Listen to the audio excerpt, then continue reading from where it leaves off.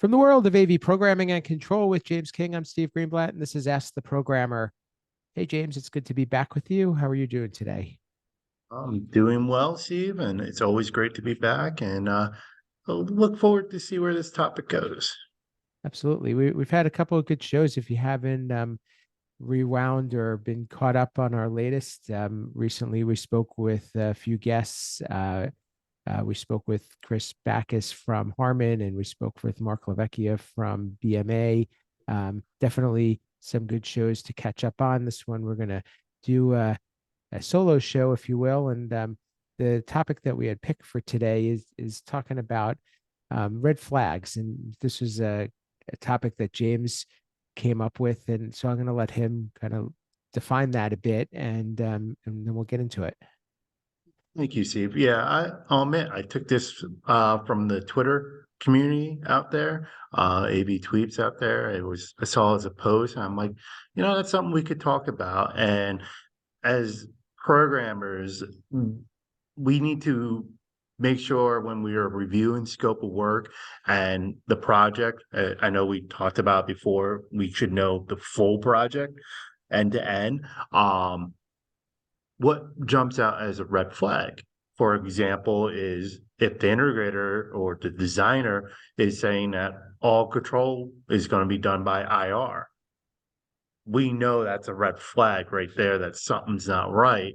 And that we need to, if the client is not going to bring that up, saying, hey, no, we don't want IR, us programmers, we should have the voices saying, no, this is not the proper way of doing this, and have those reasons why it's not the best way of doing things. I think it also kind of speaks to not only best practices, but also being able to inform a client as to what are the trade-offs. And I've come across this quite a bit in that when we're looking at a project and somebody's considering two different options or three different options, and each are priced differently for different reasons. And what are the trade-offs? Or if you're being asked to do something, what are the pros and cons of that? And I think it's keeping the client educated, as you will, to know that while this way may work, this may be what you're giving up, or these are some of the things you should consider. As long as they decide that that's what they want and are comfortable with what the shortcomings or the trade-offs might be, then I think that there's at least we've done our due diligence and we've said what we've had to say. But I also think along the lines of what you're saying too is putting in a design that is not expandable, let's say, or coming up with a user interface that is locked in, that can't accommodate an extra function or button. And sometimes you find that in button panels. So if I've used every button, I can't add another function or source. Or if you have a specific type of equipment that cannot grow any further with a system, those are all things I think, to your point, a programmer needs to be vocal about and have, or anybody in this business, it's our responsibility to inform a client of some of the gotchas, that and hopefully that there's enough respect that that will be received well. Yeah, and I think, and to make sure we're clear with our listeners, and what we're saying is you got to understand the whole need and the growth of the company. Because, yeah, button panels are limited, but if they never plan on adding more sources, then a button panel is a fine way of going. But if we as programmers don't know that, and we just see a button panel and we assume, oh, they never plan on growing at all. Okay, this is fine. Great. Or if we don't know if they do plan on growing, now we lock them in saying, okay, well, now it's going to cost you more money because you got to change out that button panel for another device that can handle more sources. So actually understanding our clients' needs and our environment and we want to get the current project done, but what is 3 years down the road, 5 years down the road, 10 years down the road look like in our project?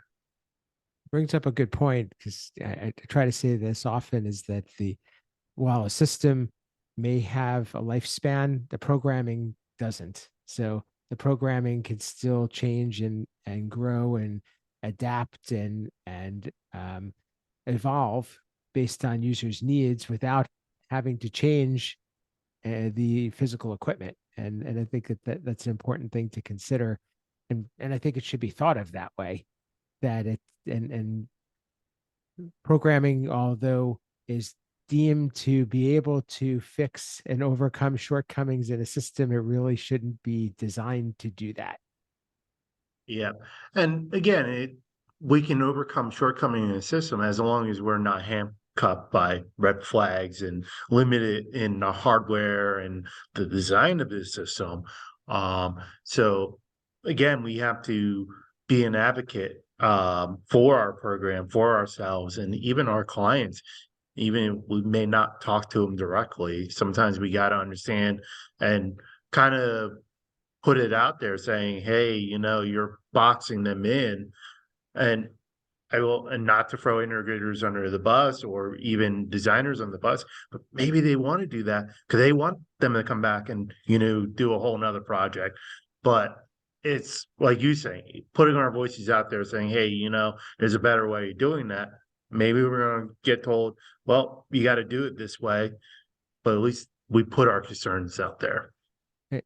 Speaking to what you just said too, I think one of the things that I always get sensitive to is when we get requested to make a change, and it seems like it's an easy change. All I wanted was to add a button. All I wanted was to change the source. All I wanted was to change a projector. And then the cost is um, out of line in the eyes of the client or whomever is purchasing it. And these are some of the reasons why. Yeah. But it's so hard for us to be able to show that and justify that, because we're working on the inside and dealing with what has been done in the past. And we can only charge based on our time. So but it's a really big black eye that the programming community tends to get, and especially those who focus on as programming as their primary profession, to say that I I bought this piece of hardware that is a few $100s and you're charging me a few $1,000s to have it integrated. I I think that is the biggest thing, and I know we talked about this before, is having our users understand um the value of things. Like I know I get it all the time. I'm sure our listeners hear it, not even just on programming, even just hardware. Like if I go out there and say, okay, well, a display is gonna cost $1,500, say, and they're gonna look at me and go, well, I can go to Best Buy and buy one for $200. They don't understand that second you take the one from Best Buy and put it in a corporate environment, you void the warranty. There's zero warranty on it now. Um, they're not designed to run 24/7. Like we got to explain that to a user. We can't program it. We'll have to use IR most likely on those, and things like that. And then the shortcomings on all that. And sometimes they understand and accept that, and sometimes they don't understand. And you get, well, I'm still buying the Best Buy one. I, yeah, that's always a tough one. And I think it comes down to a client having that bad experience and learning, hopefully learning at least, but somebody at least closing the loop on that conversation to say, how did that work out for you? Because Yeah, that's where it tends to get a little bit sticky. yeah, Um, I what definitely agree. I guess kind of getting um, wrapping this one up a little bit is what can we do to encourage more people to be outspoken about these things? Or do you think this is a responsibility that programmers need need to be be more vocal, or there needs to be more best practices, or there needs to be more education around things that of this nature? Is it like how can our listeners help? One, I think all of that, we need to be more vocal. The worst thing we can do, and this is not just for programming, this is for any kind of job. The worst thing we can do is be frustrated on our job because of what's in front of us. If we're not speaking up and saying, hey, this is a frustration for me, then our leadership can't understand that's a frustration. And they can't come up with solutions. And I mean, no good leader wants their employees to be frustrated, no matter where you are at. And hence, I say good leader, because there are some bad leaders out there who probably wouldn't care. But yeah, no one wants their employees to be frustrated. They want them to find the best path. So if a red flag we see in design is a frustration to us, meaning that we're going to spend 5 more hours on a project than planned because of design, we need to bring that to attention, because maybe they didn't realize, maybe they didn't know that it's easier to do it a different way. And so just getting that frustration out, because keeping that frustration inside is, one, it's probably going to hurt your programming, because you're going to take it out in your code. And two, it's bad for your mental health and your health overall. I Yeah. do also believe our industry needs to understand more of everyone's frustration. I mean, from the salespeople to the programmer to the installers, understand everyone's pain point. So you try not to make pain points for people. Yeah, without a doubt, the I think putting together communities and doing hopefully what we're doing to be able to bring programmers together, but also having that cross pollination so that each of us understands the roles that we're in and what we can do to make each other better certainly would be a step in that direction for me. I've really been on a quest lately to try to encourage more programmers to speak up about what can be done to make their lives easier, what could be done, whether it's equipment selection, whether it's using products that they're more comfortable with, whether it's being outspoken about how to create products that are easier to control or program. I think all of these things are pretty critical. And I will go back to what you said before with the frustration. A lot of the things that we're talking about, we've been talking about for decades. It's not like it's something new. Yeah. It's probably a good place for us to wrap this one up, but I'm sure that everybody out there can relate to the fact that they've had these red flags, and so let's put our heads together, reach out, and let us know maybe some examples of things that you've run into, some things that we could help, and if we as a group can collect our voices, we'll be see what we can do about getting those addressed. James, how could people get in touch with you, learn what you're up to, and continue the conversation? Oh, always you can reach out to me on X, now at AV underscore James King, Sunday mornings with the AV and the AM. Pretty active on that when I can get on there. You can find me. I'm on LinkedIn. I'm not too active on there, but I'm on there. Again, Google me, you'll find me. Excellent. And for me, you can reach me at Steve Greenblatt on social media, my company, Control Concepts, at controlconcepts.net.